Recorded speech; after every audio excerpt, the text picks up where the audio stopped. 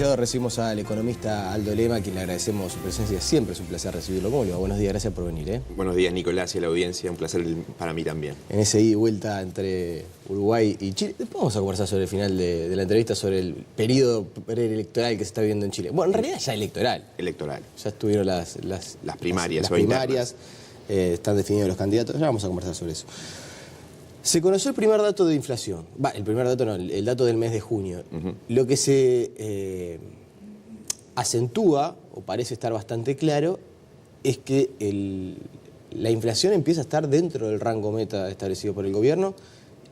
Y algo que no sé si muchas veces se pone de relieve, ya en la franja del medio, ¿no? En el centro del rango meta, más tendiendo al 5% que orillando al techo del rango meta, que era lo que veníamos acostumbrados. Así es. ¿Qué es lo que está pasando? Bueno, aquí hay varios factores que han incidido en la moderación de la inflación. Empezó, en cierto sentido, por la estabilidad o caída del dólar durante el año 2016. El dólar, recuerden, llegó a 32 pesos en marzo del 2016 y desde ahí inició una tendencia a la baja que fue reflejo de lo que estaba pasando en la región y en el mundo. Durante este año el dólar ha estado más bien estable, entre los 28 y 29 pesos. Se ha movido en ese rango básicamente desde septiembre del año pasado. Ese fue el principal factor que, como decía, tiene que ver con factores externos, pero también tiene que ver con la política monetaria que ha llevado adelante el Banco Central con tasas de interés más altas. Para que la gente lo tenga claro, si el dólar no hubiera moderado su crecimiento o no hubiera caído, no podríamos estar en rango de inflación de estas características. Probablemente habríamos tenido un escenario de mayor persistencia de la inflación alta, como se observó hacia principios del año pasado, cuando la inflación superó el 10%. Ahora, también han ayudado factores puntuales, como la devolución, la caída de las frutas y verduras. Recuerden que a principios del 2016, por los desarrollos climáticos, los temporales muy acentuados, sobre todo en abril, eso generó una caída en la oferta, menor producción de frutas y verduras, que se ha ido normalizando y nos ha ayudado significativamente durante este último año. Pero lo que hoy también se observa durante el 2017 es una moderación de la inflación más extendida que la atribuible a estos factores. En particular, los costos laborales unitarios, los salarios nominales, se han ido moderando y corregidos por la productividad. Esa moderación ha sido relativamente significativa y por lo tanto ha tenido un impacto en la moderación inflacionaria ya en la canasta en forma bastante extendida. Eso no significa que el poder adquisitivo de los salarios haya disminuido, todo lo contrario. O sea, los salarios nominales han tenido una tendencia a la moderación, pero como la inflación se moderó más rápido, el poder adquisitivo de los salarios reales para las personas ha subido. Por lo tanto, hay un conjunto de factores que nos permitirían concluir que, si bien hay riesgos de alguna reaceleración de la inflación, quizás sobre todo en el 2018-2019, por lo menos por un tiempo va a permanecer dentro de ese rango meta que mencionabas, Nicolás, que va entre 3 y 7%. Usted empezó a esbozar una respuesta de la pregunta que yo le iba a plantear a continuación, porque hay quienes dicen que con la inflación se da como una especie de espiral, ¿no? Cuando la inflación empieza a subir, es muy difícil moderarla. Así es. Porque es lo que usted dice, el aumento de precios trae aumentos salariales, que si uno no quiere hacer perder el salario real, inyecta más dinero en la economía, bueno, todo lo que ya sabemos. Sin embargo, hay también quienes dicen que cuando la inflación empieza a moderarse y empieza a caer, justamente también por el tema salarial y porque los salarios empiezan a aumentar menos, por más que no pierdan salario real, se produce como un efecto de caída moderada y tendencia a mantenerse. ¿Uruguay ya puede decir que está en esa caída de la inflación? Es decir, ¿tenemos que pensar que por un tiempo prudencial no vamos a tener más inflación que pueda superar el 10%? ¿O seguimos a la espera de algún factor como el aumento del dólar? El primer punto al que tú hacías referencia es la indexación. La economía uruguaya es una economía muy indexada. Por lo tanto, cuando aparece un shock, un aumento externo de precios, podría haber sido el petróleo, en este caso puede ser el efecto que genera el dólar. Como tenemos una economía muy indexada, tiende a reproducirse esas alzas por un tiempo. Y al revés, cuando tenemos un evento que nos juega a favor, como hemos tenido en este último año y medio, se produce el efecto inverso. En el largo plazo, la inflación tiene que ver con las políticas que desarrolla el gobierno, con el manejo de la tasa de interés, la impresión de dinero, ese es un factor fundamental, con la credibilidad que tiene el Banco Central en que va a tener la inflación dentro del rango meta. El Banco Central había perdido credibilidad en los años anteriores, esencialmente porque estuvo por mucho tiempo desviado de la meta de inflación. Por lo tanto, juzgar qué va a pasar hacia adelante tiene que ver mucho con mirar de nuevo esos factores que inciden, el comportamiento del dólar. Hay algo a nivel global que tiende a concluir de que el dólar está en un periodo de mayor estabilidad y de que aquel riesgo que vimos entre 2013 y 2016 de un alza global del dólar en la región e incluso en Uruguay se ha claramente atenuado. Por otro lado, el mercado laboral que incide en los salarios nos hace pensar, junto con esta indexación que ahora recoge inflación menor, nos hace pensar que los salarios nominales también van a tener una trayectoria a la moderación que puede ser un poco más persistente. No olvidemos que el desempleo es alto y que eso atenúa en parte los ajustes y que es prudente además que en las negociaciones salariales efectivamente se incorpore este escenario de mayor desempleo, entre otras cosas, porque ser muy agresivos en materia de reajustes salariales, desconociendo esta situación laboral, lo que solo va a hacer es persistir en el alto desempleo. Como hoy mencionaba en la etapa de búsqueda fuentes de gobierno que muestran preocupación por lo que está pasando en el mercado laboral. Y en tercer lugar está la política monetaria que adopte el Banco Central de aquí a 2 años. Yo creo que en ese sentido los factores apuntan efectivamente a que por un periodo, al menos de 1 o 2 años, uno podría pensar que estamos en un escenario de inflación más bien contenida, estable, en estos niveles, y hay una duda legítima de qué puede pasar hacia 2019, que tiende a ser un año electoral. Claro. Y en los años electorales... Siempre se abre la canilla.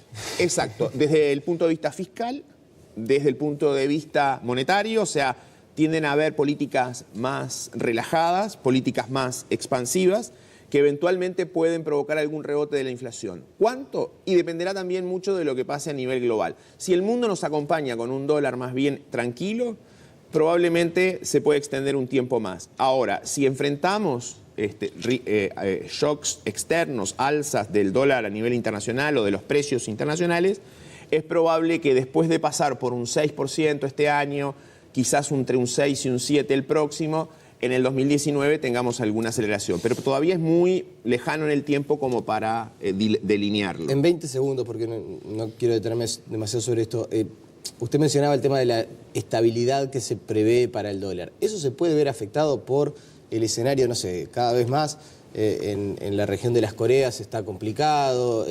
Hay quienes hablan de Noam Chomsky lo acaba de mencionar, una posible guerra nuclear. ¿Eso puede incidir en el precio del dólar? Así es, puede incidir. Aquí hay, en el mundo básicamente, yo diría que hay 3 riesgos. Hay más de 3 riesgos, pero los que son, me parece, relevantes para que este escenario central pueda cambiar son un sobreenfriamiento de la economía china, parece improbable, un sobrecalentamiento de la economía de Estados Unidos, que en algún sentido signifique ir hacia tasas de interés altas en forma más rápida. Por ahora la Reserva Federal lo que está diciendo es que va a ir muy gradualmente a subir las tasas y terminar en 3% en el 2019. Si eso se materializa tal cual la Reserva Federal lo está planteando, no debería ser muy traumático, ni para el dólar ni para nuestros países. Esos son los 2 principales riesgos económicos, llamémosle. Ahora hay riesgos geopolíticos. Por supuesto que esta situación de tensión entre Estados Unidos y Corea del Norte, evidentemente que pone un tono de incertidumbre sobre lo que podría pasar. Creo que como se han ido produciendo los alineamientos, las señales que han ido apareciendo desde China, por ejemplo, con una falta de respaldo a Corea del Norte o en el caso de Rusia mismo, tiendo a pensar de que si bien esa tensión puede continuar, eventualmente el impacto también debería ser menor y que de nuevo nos debería llevar a concentrarnos en los factores fundamentales que influyen en el dólar en el mundo. En el dólar a nivel global influye lo que haga Estados Unidos, que es el que imprime los dólares, y lo que hace la contraparte más importante de Estados Unidos hoy a nivel mundial, que es China. Cuando tenemos un cuadro de debilidad por el lado de Estados Unidos y de fortaleza por el lado de China, eso es consistente con un dólar a nivel global más bien o estable o a la debilidad. Sabe que cuando estaba preparando la entrevista repasaba algunas apariciones públicas suyas. Creo que siempre le dicen a los economistas que son como especie de meteorólogos de la economía. O historiadores. Contamos Exacto. lo que pasó y poco de lo que viene. Pero usted hablaba, encontré, desde algunas entrevistas realizadas en la plena campaña electoral, usted decía, el próximo gobierno tiene que centrarse en superar la crisis, en superar el escenario de estanflación. Así es. Aquel término que era estancamiento de la economía con inflación alta. Y fue un escenario que tuvimos, el de estanflación, básicamente durante casi 2 años. ¿Y eso quedó superado? Yo creo que la reacción de las autoridades fue una reacción adecuada, junto con un poco de suerte, que siempre hay que tenerla, que fue esta tendencia a que el dólar en el mundo se empezara a debilitar. Pero el riesgo que había en ese momento, 2014, 2015, sobre el cual yo alerté, era que ante un escenario de estanflación, de estancamiento con inflación, la reacción fuera la de algunos países que hemos visto en la región, que es apretar más el acelerador, tener una política fiscal más expansiva para superar el estancamiento o tener una política monetaria más expansiva para tratar de salir de ese escenario. Y lo que hizo el gobierno, lo que hicieron las autoridades económicas fue decir, tenemos que tener una consolidación fiscal, tenemos que preocuparnos por estabilizar y bajar la inflación. Hicieron, en algún sentido, políticas que estabilizaron o contuvieron esos problemas. Y usted advertía el año pasado, en medio de la turbulencia, cuando el escenario era realmente complejo, usted decía, sobre finales de 2016 vamos a tener buenas noticias y si nos acompañan los bríos de la región, estoy reproduciendo casi de memoria, el 2017 va a ser mucho mejor de lo que nos imaginamos. Y el escenario se está dando tal como usted de alguna manera pronosticaba. De todas maneras, y peso esto, ¿le sorprendió el desempeño de la economía en los primeros meses? ¿Qué fue lo que sucedió? ¿Qué fue lo que se hizo bien para que la economía de nuestro país tuviera el repunte que tuvo? Que, bueno, hasta el gobierno sorprendió porque lo conversé con el ministro Astoria en esa misma silla. Bueno, efectivamente, aún estando nosotros del lado más optimista y proyectando a fines del año pasado que la economía podía crecer 2,5, nos vamos a quedar cortos. Y eso creo, por lo menos lo que nos dicen nuestros modelos y factores, tiene que ver con que esas condiciones externas mejoraron aún más de lo que uno podía prever. Sobre todo, desde fuera de la región hemos tenido un escenario de reaceleración de la economía mundial. Este probablemente va a ser el año de mayor crecimiento de la economía mundial desde 2010, impulsado por China, impulsado por la recuperación de Europa, impulsado porque Estados Unidos también, a pesar de que no se ha recuperado tan rápidamente como se pensaba, está creciendo a tasas mayores.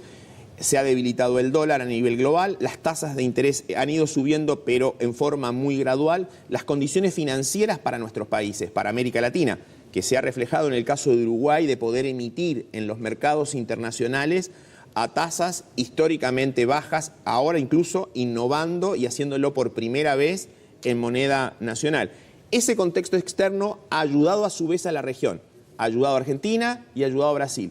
Argentina y Brasil tienen problemas serios, eso todos lo sabemos, pero una cosa es el panorama de largo plazo y los desafíos de largo plazo que tienen que enfrentar Argentina y Brasil, que son verdaderamente muy complejos y acuciantes, y otra cosa es el viento a favor que puedan tener estos países y que lo puedan aprovechar en el corto plazo. Pero usted también advirtió que, por ejemplo, la economía estaba creciendo con una similitud a lo que pasó en los 90. ¿Qué quiso decir con eso? Bueno, eso lo dijimos aquí un poco temerariamente contigo, justamente en julio del año pasado, porque hay alguna similitud. A ver, primero, Uruguay tiene grandes diferencias con los 90 desde el punto de vista estructural, sobre todo en el manejo de su deuda pública, en la situación del sistema bancario, en la exposición a la región. Hemos disminuido la exposición a la región, o sea, varias de las vulnerabilidades que nos llevaron a la crisis del 2002, Uruguay las ha enfrentado, y eso hace improbable repetir, como decíamos en el pasado, un evento de esas características. Ha habido una mejora. Sin embargo, desde el punto de vista cíclico, ya no desde el punto de vista estructural, sino en el más corto plazo, lo que hemos tenido en el último año y lo que se divisaba justamente hace 12 meses era que quizás la región empezaba a mejorar y nos empezaba a impulsar sin que el resto del mundo tuviera una recuperación tan significativa. Ese fue como el contexto de los 90. El contexto de los 90 fue una región por el plan real, por el plan de convertibilidad, porque Argentina y Brasil estaban muy caros en dólares, la región nos ayudaba. Y sin embargo, el resto del mundo no tenía quizás precios de exportaciones tan buenos, condiciones en materia de acceso a exportaciones o crecimiento de las exportaciones que fueran tan favorables. Y entonces uno podía entender en ese contexto, en los 90 y ahora, que haya sectores que están más expuestos a la región, por ejemplo, el turismo, que han estado en un boom, por llamarle de alguna forma, con un muy buen desempeño. Y sectores expuestos fuera de la región, aquellos, por ejemplo, relacionados con precios de materias primas, de bienes agrícolas, el caso de la soja, los lácteos, que es un rubro bastante emblemático, que no han vuelto a tener los precios que tuvieron hasta el 2014. Por ejemplo, en el caso de los lácteos, la tonelada de leche en polvo no ha vuelto a los $5.000, anda en el entorno de $3.000, $3.500. Y sin embargo... Con menos mercados. Claro, sin embargo, esos sectores están enfrentando, esos sectores que exportan hacia afuera de la región, están enfrentando costos que están en parte determinados por el boom de la región. Entonces, para esos sectores, ¿no?, es un desafío importante que los obliga a estar preocupados de la competitividad, de los costos, en el sentido de ganar productividad y poder mantenerse creciendo en ese escenario. Se nos escurre la entrevista, así que se lo voy a hacer casi que a materia de ping-pong. Ping-pong. Déficit fiscal, ¿se va a poder reducir? Estabilizado en el corto plazo, con alguna reducción adicional y probablemente con algún rebote en el 2019 propio del ciclo electoral. Pero en el corto plazo hay una tendencia moderada a la reducción que podría todavía extenderse al 2018. ¿Por qué si el gobierno prevé crecer 2% en 2017 y vamos a crecer mínimo un 3%, eso no repercute en el déficit fiscal? A ver, va a repercutir probablemente. Aquí hay un desfase entre la velocidad a la que se recuperan los ingresos y la velocidad a que los gastos crecen cuando la inflación se desacelera. O sea, en el fondo hay diferencias en términos de lo que sería la indexación de ambas partidas. Y eso provoca en el corto plazo, ha provocado en el corto plazo, digamos, que la reducción del déficit esté siendo quizás menor a la que algunos podrían haber esperado para una economía creciendo al 4%. Todo indicaría que esto se va a consolidar en este segundo semestre y en el 2018 con cierta reducción. Ahora, la duda y lo que hay que estar atentos es que el objetivo de un 2,5% de déficit del producto de déficit para el 2019 quizás sea muy difícil de conseguir en un contexto, sobre todo donde lo político juega un papel. ¿Por qué juega un papel? Porque las elecciones, dicen los analistas políticos y los encuestadores, van a ser elecciones muy parejas. Y por lo tanto, si las elecciones son muy parejas, es probable que haya una tentación del gobierno y de las autoridades a tener un impulso fiscal mayor y eso hace quizás difícil de alcanzar un déficit del 2,5% en el 2019. ¿Es una mala cosa el aumento de la tasa consular? Es una mala señal, no tiene un impacto significativo, pero es una mala señal respecto a el proceso de inserción externa de Uruguay y de apertura. Como digo, desde el punto de vista de lo material, en términos económicos, la incidencia es poco significativa. Ni siquiera tiene mucho impacto en la inflación, como se ha mencionado. Es básicamente lo simbólico de la medida lo que me parece que tiene más costos. Más allá de sus temas afectivos hacia Chile, ¿por qué le tenemos que prestar especial atención a las elecciones en Chile, como dijo en algún tuit? Porque lo que ocurrió en Chile que fue un intento de ir de hacer un giro hacia la izquierda durante los últimos años por parte de Bachelet y de su nueva coalición, un intento de también minimizar la importancia del crecimiento en la economía y subordinarlo a otros objetivos.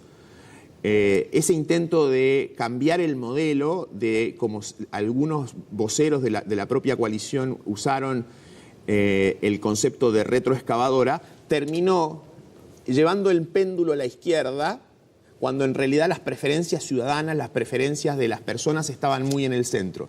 ¿Y cuál ha sido la respuesta a eso? Bueno, un renacimiento muy significativo de la centro-derecha, que está hoy encaminada a volver al gobierno, con lo traumático y la pesadilla que puede ser para Bachelet tener que volver a ponerle la banda presidencial a Piñera. Entonces yo creo que de la región y de Chile en particular hay señales respecto a que estos intentos de radicalizar los mensajes, ¿no? Puede ser hacia la izquierda, puede ser hacia la derecha, cuando las preferencias ciudadanas, cuando lo que la sociedad demanda está bastante más en el centro, es a la larga contraproducente para los propios ciudadanos a los que se quiere beneficiar.